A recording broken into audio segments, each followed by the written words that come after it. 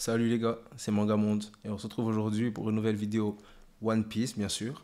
Et cette fois on va parler de Luffy. Donc on va voir est-ce que Luffy est au niveau d'empereur ou pas. Parce que avec les scans récents et tout, ça peut porter à confusion, je peux comprendre. Parce que après tout, il est en train de se battre mine de rien contre Kaido qui est connu comme la créature la plus puissante et qui est un Yonko. Donc beaucoup se demandent même est-ce que Kaido n'est pas le plus puissant Yonko. Généralement dans les débats ça se joue entre lui et Shanks. Donc aujourd'hui, on va essayer d'apporter une réponse justement à cette question ou essayer de voir les choses de manière plus générale. Donc, abonnez-vous les gars, aimez la vidéo. Si vous voulez être cité dans la prochaine vidéo ou mentionné en story, mentionnez que vous êtes un nouvel abonné dans votre commentaire et mettez aussi votre identifiant Instagram. Donc on va commencer la vidéo juste après l'intro.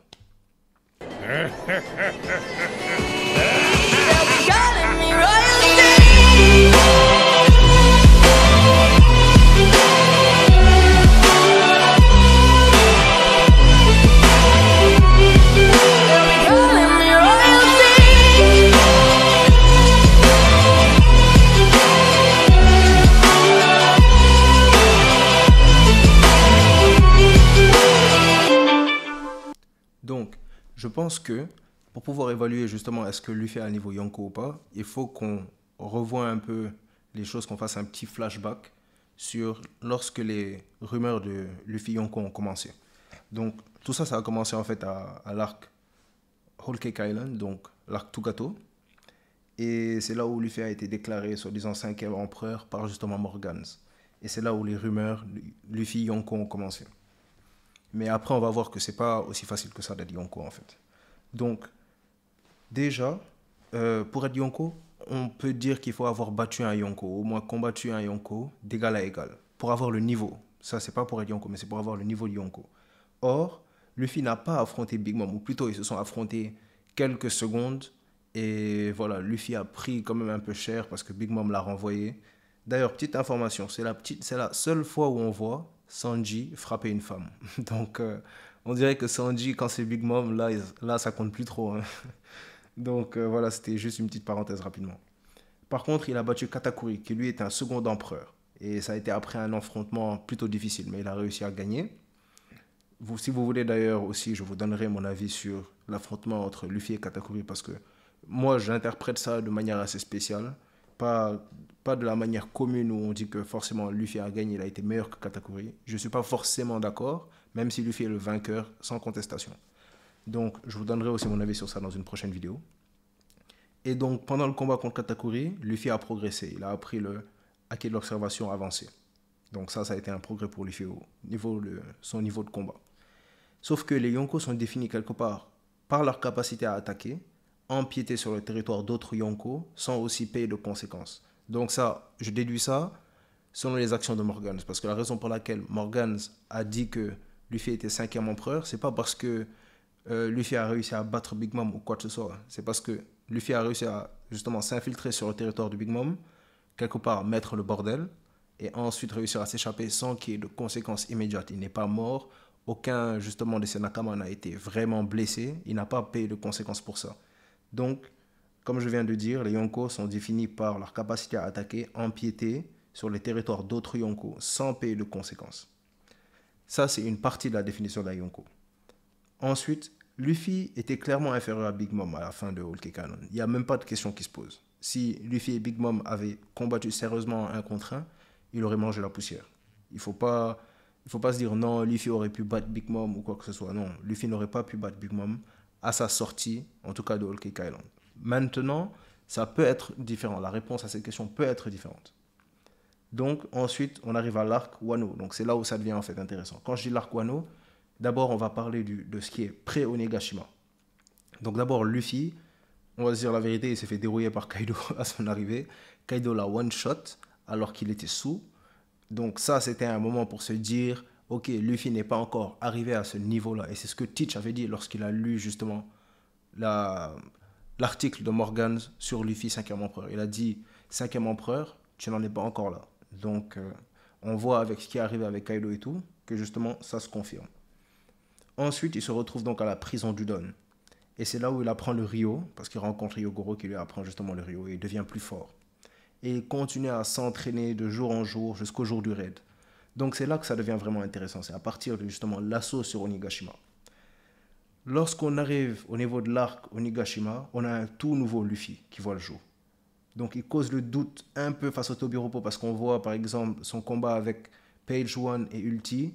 On a l'impression, bon attends, Luffy est censé être fort à quel point, mais là il est en train, je ne veux pas dire d'être à égalité parce que c'est pas comme s'il combattait sérieusement, mais il n'est pas en train de surclasser le Tobiropo. Donc est-ce que Luffy pourra vraiment affronter Kaido? Mais il rend les choses tout de suite très claires lorsqu'il arrive sur le toit. Le Luffy du toit est complètement d'un autre niveau. Donc c'est comme aussi les supernovas qui l'accompagnent. Donc je cite Killer, Kid, Law et Zoro. Surtout Zoro les gars. Pour moi Zoro sur le toit, vous me direz, pour vous, qui est le MVP justement sur le toit? C'est-à-dire, quand je dis le MVP, c'est-à-dire celui qui a été le plus efficace, celui qui vous a impressionné le plus sur le toit avec Kaido. Donc pour moi c'est Zoro. Mais Kaido compare Luffy à des légendes vivantes de la piraterie qui étaient déjà capables de lui faire face. Maintenant, ça c'est arrivé après le Red Rock de Luffy. Donc on voit que Luffy arrive à faire des dégâts à Kaido, qui est considéré comme une créature invincible. Et donc c'est avec le Red Rock qu'il justement commence vraiment le combat et qu'il cause à Kaido de le respecter. Donc comme je vous ai dit, Kaido est en train de comparer Luffy à des légendes vivantes de la piraterie, étant capable de lui faire face. Maintenant, il y a beaucoup de personnes qui interprètent justement mal ce que Kaido a dit. Parce que si on écoute vraiment ce que Kaido a dit littéralement, donc toi aussi tu fais partie des rares personnes qui sont capables justement de me faire face.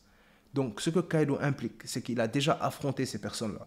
Et en effet, si vous regardez la liste qu'il donne, il y a Shanks, il y a Oden, il y a Roger, il y a Barbe Blanche et il y a aussi Rox, si je me trompe, si j'ai oublié personne. Je pense que j'ai cité tout le monde. On sait que Shanks et Kaido on peut assumer qu'ils se sont affrontés avant Marineford, lorsque Kaido justement voulait aller pour tuer Barbe Blanche, ou plutôt l'affronter si vous voulez. On sait qu'il y a eu justement une rencontre entre Kaido et Shanks. Je pense qu'ils se sont affrontés brièvement, et c'est pour ça qu'il dit que Shanks est capable de le blesser, parce qu'on voit que, par exemple, Big Mom, on l'a pas vu justement sur le top de Kaido. On sait que Rox, c'était son ancien justement capitaine, donc ils étaient sur le même bateau. On sait qu'ils se sont tous rencontrés sur une île où les pirates se battaient et que même sur le bateau de Rox, il y a des pirates qui pouvaient s'entretuer sans problème. Donc sûrement, j'imagine Kaido, vu son caractère, il a sûrement tenté la même chose que, pour ceux qui ont vu le film Stampede, Douglas Bullet. Il avait l'habitude en fait de justement provoquer Roger et d'essayer plutôt de l'affronter parce qu'il voulait tester sa force. Et donc je peux imaginer que Kaido avait le même genre de tempérament et des fois voulait quelque part tester sa force face à son capitaine. Et donc c'est pour ça qu'il dit que Rox est justement capable de lui faire face. Edward Newgate, il y a deux possibilités. Il y a trois possibilités même. Donc la première, c'est qu'ils se sont affrontés lorsque Edward Newgate était Yonko et que Kaido était aussi Yonko. Deuxième possibilité, sur le bateau des Rox, peut-être que Newgate et Kaido se sont affrontés. Pour moi, ça me paraît pas impossible parce que quand même, on sait que sur le bateau des Rox, les membres se battaient entre eux-mêmes. Donc on peut imaginer qu'à plusieurs fois, Kaido et Edward Newgate ont dû se battre. Et aussi, ce qu'on peut assumer, c'est qu'avant même la formation des Rox, donc on sait que les Rox ont été formés sur l'île de Fulaled. C'était une île, c'est le paradis des pirates. C'est là où justement Barbe Noire a fait de l'île de Fulaled son QG en fait. Donc c'est là où il est en ce moment et tout.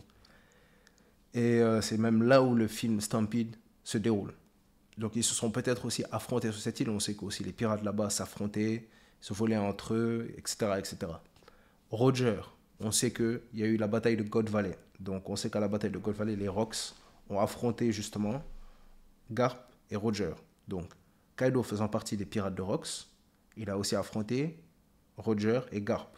Donc c'est pour ça sûrement qu'il met Roger à ce niveau-là. Donc on sait que dans le top de Kaido, il n'y a que des personnes qu'il a affrontées. C'est ce qu'il implique lui-même en disant que ces personnes sont capables de lui faire face. Tu ne peux pas savoir qu'une personne est capable de te faire face à moins de l'affronter. C'est impossible. À part si vraiment la personne a un niveau tellement puissant que tu la reconnais comme plus fort que toi, ou tu reconnais la personne plutôt comme plus forte que toi, et que donc tu assumes qu'elle peut te faire face. Mais sinon, de manière générale, il faut avoir fait face à la personne, il faut déjà avoir affronté cette personne. Donc maintenant, et la preuve même, c'est que par exemple, regardez, est-ce que ce que Kaido est en train de dire, c'est que Monkey D. Dragon n'a pas le niveau de l'affronter ou de lui faire face, ou que Mihawk n'a pas le niveau de l'affronter ou de lui faire face, ou Kakainu n'a pas le niveau de l'affronter ou de lui faire face. Voilà, quand on pose des questions comme ça directement, ça nous permet de voir plus clairement. Parce qu'il y a des personnes qui disent que voilà, les personnes qui sont sur ce top, c'est les seules personnes qui peuvent être le niveau Yonko, etc., etc. Très souvent, c'est des personnes qui utilisent ça pour essayer de décrédibiliser le mérite de personnages comme Mihawk, etc., etc. Mais ils ne se rendent même pas compte qu'en faisant ça, ils touchent aussi à des personnages tels que Monkey D. Dragon, etc., etc. Bon, on passe à la chose suivante. Donc, il arrive à combattre sur le toit les deux Yonko, bien que sans faire de dégâts considérables. On le voit combattre les Yonko, arriver à faire quelques dégâts, mais il ne fait pas, comme j'ai dit, des dégâts considérables au point où, par exemple, il met un des Yonko KO ou il cause, un peu comme Zoro qui lui a causé une cicatrice à Kaido. Il n'a pas fait de dégâts aussi gros pour l'instant, Luffy. Et voilà. Donc, c'est là où quand même les débats Luffy-Yonko commencent, c'est-à-dire quand on le voit affronter justement Kaido et Big Mom. Et c'est bien, il faut que le débat commence, parce que c'est déjà quelque chose de pouvoir affronter ces Yonko de cette manière-là, sachant qu'au début de l'arc, il s'est fait one-shot par Kaido. Et que là, il arrive, dès qu'il arrive, Red Rock. Donc voilà, je trouve que c'est quand même bien de lancer le débat sur le niveau de Luffy et tout. Donc Oda met Luffy dans des situations assez compliquées, où il a même été battu, il a dû être sauvé par Zoro plusieurs fois. Donc moi je me rappelle précisément de 2 fois. Il y a une fois où justement Kaido l'avait mangé, ou plutôt allait le manger, et Zoro l'a sauvé en contrant avec une de ses tornades. Et l'autre fois, c'est qu'il a failli être tué justement lorsque Kaido a utilisé son Ragnarok contre Luffy.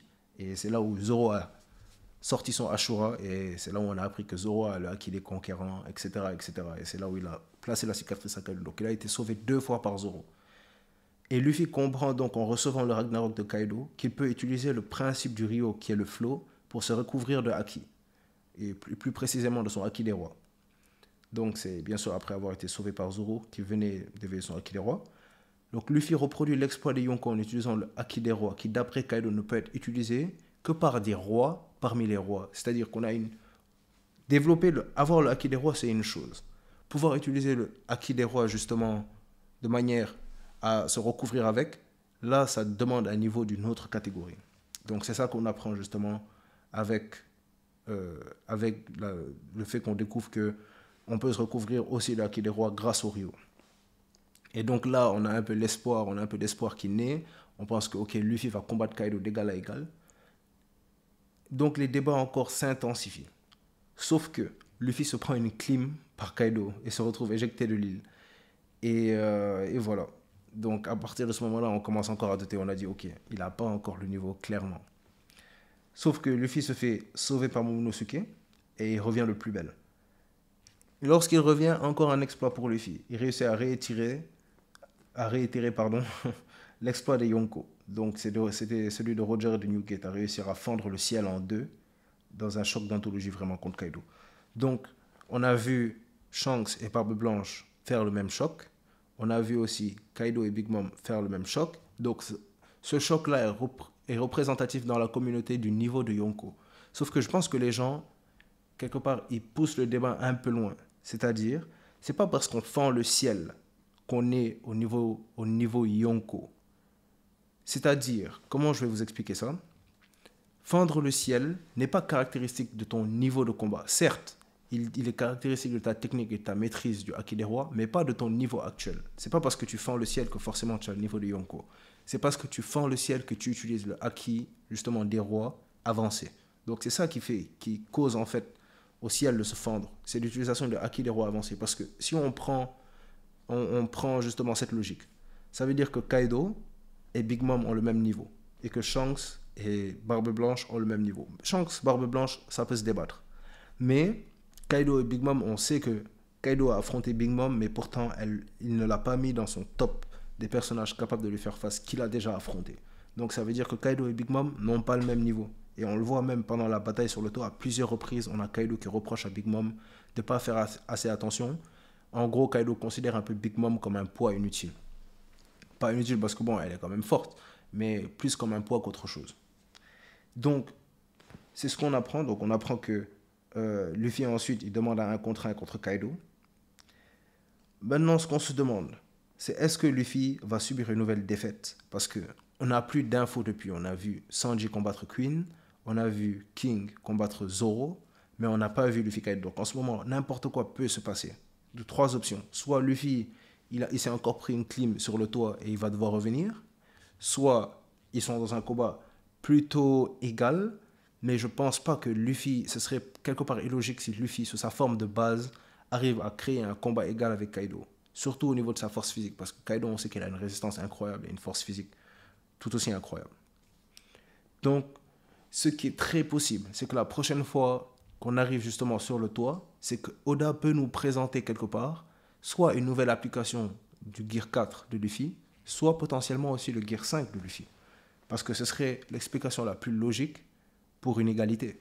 Je ne peux pas imaginer, vous me dites ce que vous en pensez, mais moi en tout cas j'ai du mal à imaginer que sous sa forme de base, ou même en Snake Man, il puisse arriver à créer un combat égal contre Kaido. Parce que le revêtement de l'acquis des rois, les gars, il ne peut pas le maîtriser comme ça directement. Rappelez-vous contre Katakuri, il a développé son acquis d'observation avancé, mais il n'arrivait pas à l'utiliser avec la même efficacité que Katakuri. Parce que quelque part, l'expérience fait la différence. Il ne peut pas juste découvrir son pouvoir aujourd'hui et le maîtriser au maximum de sa capacité. Alors que Kaido, ça fait je ne sais combien d'années qu'il s'entraîne avec et qu'il a l'habitude de combattre avec. Donc, selon moi, un nouveau gear est indispensable pour justement vaincre Kaido. Il ne pourra pas le vaincre avec ses armes actuelles, même avec son acquis des rois.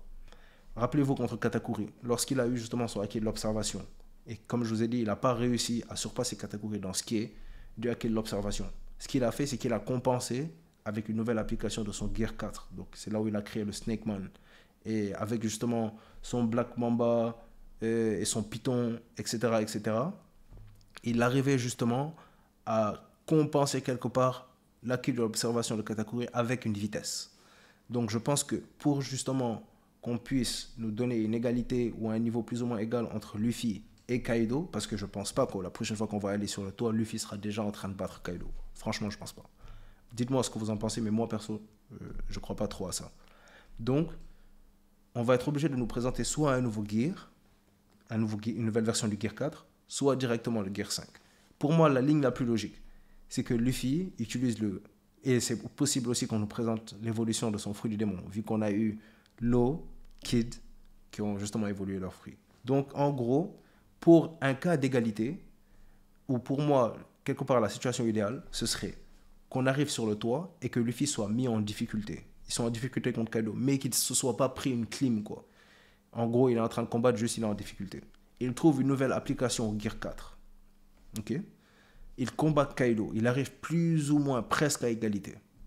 Puis, ce qui se passe, c'est que soit Luffy évolue son fruit, ce qui lui permet alors, cette fois, d'arriver à égalité, ou même, quelque part, de prendre l'avantage sur Kaido, ou alors on nous présente un Gear 5, qui lui permettra justement, cette fois, non pas seulement de compenser avec le Haki des Rois, mais peut-être de prendre Kaido de vitesse et de puissance. Donc, pour moi, il n'y a que ces options-là pour que Luffy puisse battre Kaido. Et donc, en gros, pour tout ce qui est débat niveau Yonko, ce que je voulais dire, c'est que les gens, la plupart du temps, on pense que Luffy est niveau Yonko parce que justement, il a réussi à fendre le ciel. Ce qui est significatif du niveau Yonko, soi-disant. C'est pas significatif du niveau Yonko parce que les Yonko, les gens ont des niveaux différents. Maintenant, c'est clair, on peut dire qu'il y a un palier minimum pour être niveau Yonko. Mais Luffy maîtrisait déjà en soi son acquis des rois avant qu'il se prenne la clim par Kaido et qu'il remonte pour justement fendre le ciel. Sauf que, même avec son choc avec Kaido, il n'arrivait pas forcément à fendre le ciel. Je ne sais pas si peut-être l'auteur a fait exprès ou juste le choc n'était pas assez intense, ou peut-être que quelque part les puissances ne se valaient pas trop. Mais voilà, ce qui est clair, c'est que Luffy ne peut pas maîtriser son Haki des Rois aussi bien que Kaido, et il n'a pas encore, sous sa forme de base, je dis bien sous sa forme de base, une puissance égale à Kaido. Donc quand on voit le ciel se fendre en deux, il faut se dire que c'est pas forcément que les deux personnages ont le même niveau et que donc Luffy a le niveau de Kaido, c'est le niveau Yonko, etc. etc. Il faut se dire que ce sont deux utilisateurs du Haki des Rois revêtis qui sont en train de s'affronter. Et c'est ça qui cause le ciel de se fendre. Parce que ce sont deux personnes ce sont des rois parmi les rois. Donc, même si Luffy arrive quelque part, je pense que, si vous me demandez moi, je précise quand même que, bon voilà, c'est pas ça qui fait en soi que le ciel se forme, mais moi, si vous me demandez, pour moi, Luffy, il est à la porte d'entrée du niveau de Yonko. C'est-à-dire qu'il a, littéralement, il a un pied dedans, un pied dehors, en fait. Parce que depuis qu'il a réussi à revêtir justement ce Haki des rois, il arrive à faire plus de dégâts, etc., etc. Et lorsque il n'aura le niveau de Yonko, pour moi, que lorsqu'il passera dans un nouveau gear et qu'il nous montrera qu'il peut faire quelque part combat égal avec Kaido. Et voilà. Mais être un Yonko, les gars, ce n'est pas que justement avoir le niveau Yonko. Donc le niveau empereur, c'est différent du fait d'être un empereur. Pour, par exemple, on a Mihawk, Dragon, qui est sûrement au niveau empereur, mais ce ne sont pas des empereurs, parce ils ont tout simplement d'autres buts. Pour être un empereur, il faut non seulement avoir un équipage, avoir une flotte, ce que Luffy a. Mais il manque pour l'instant une chose à Luffy, et ce sont les territoires. Et on sait que le premier territoire que peut-être Luffy prendra, ce sera sûrement l'île des hommes poissons.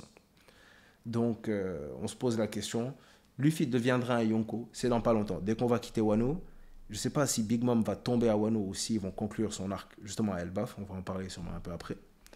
Mais en tout cas, je pense que peut-être au minimum, Wano deviendra justement un territoire de Luffy.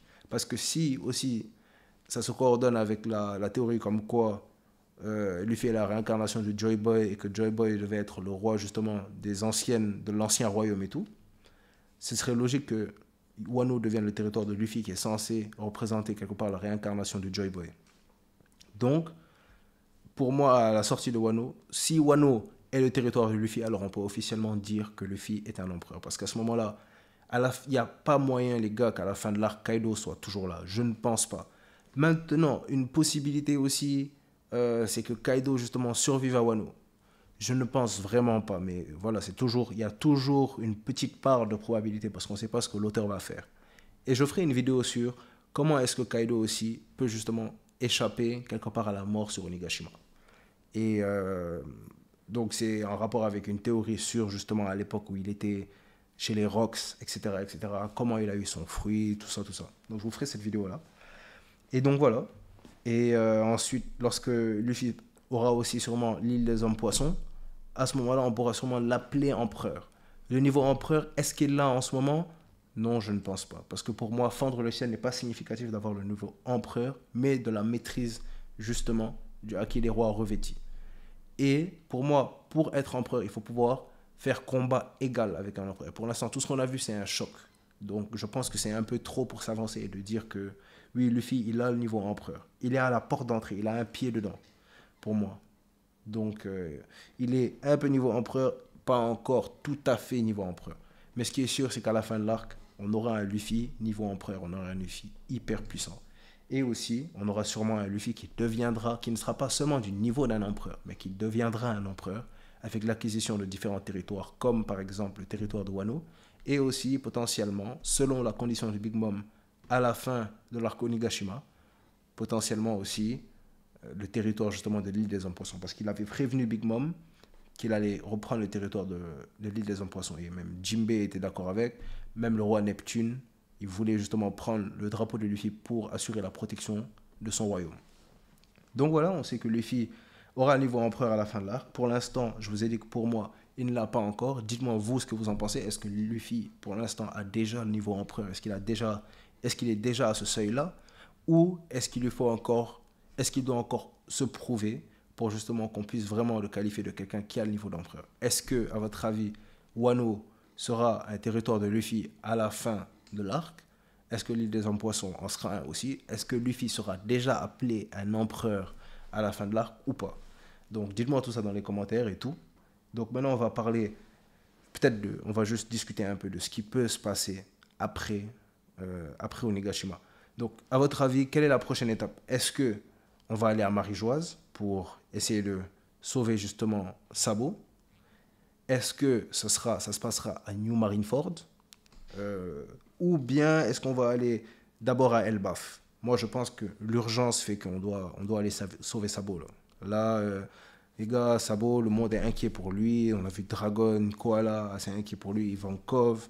Donc, je pense que dès qu'on va finir l'arc, ça va être justement l'urgence du moment, ça va être aller sauver Sabo. Donc, je vous ferai une vidéo aussi sur ça. Je me rappelle que j'avais fait un post même sur ça. Et à la base, je me rappelle que les commentaires sur les posts, en gros, on prenait pour un fou. On disait que non, c'est impossible parce que Oda va pas se répéter et tout. Mais les gens oublient que Oda, justement, s'est répété à travers plusieurs fois. Et même, quelque part, Oda construit son œuvre sur des parallélismes. Donc, regardez même, rien que le fait de la volonté héritée, c'est déjà un parallélisme parce que c'est quelqu'un qui, quelque part, reprend la même façon de penser et la même façon d'agir que quelqu'un d'autre pour des buts semblables, pas forcément exacts, mais semblables. Et aussi, j'ai des raisons pour lesquelles je pense que il y aura justement, on va nous faire un nouveau Marineford à la fin de Wano. Je pense pas que ce soit la guerre finale. Oda a dit que ce sera la guerre, pour l'instant, la plus impressionnante qu'on ait vue, mais il n'a pas dit que c'était la guerre finale. Donc, voilà, je pense pas que ce soit la guerre finale, mais on aura le droit, pour moi, à un Marineford V2. Donc, je suis vraiment pressé pour ça. Je vous ferai une vidéo sur le sujet et tout. Dites-moi, qu'est-ce que vous pensez qui va se passer à la fin, justement, de l'arc Onigashima? Quel sera le niveau de Luffy? Est-ce qu'il sera empereur? Est-ce qu'il y aura le niveau empereur? Est-ce qu'on va sauver Sabo ou est-ce qu'on va à Elbaf? Dites-moi tout ce que vous pensez dans les commentaires. N'oubliez pas d'aimer la vidéo et de vous abonner. Et on se revoit, les gars, pour la prochaine vidéo. Merci d'avoir suivi. C'était Mangamonde.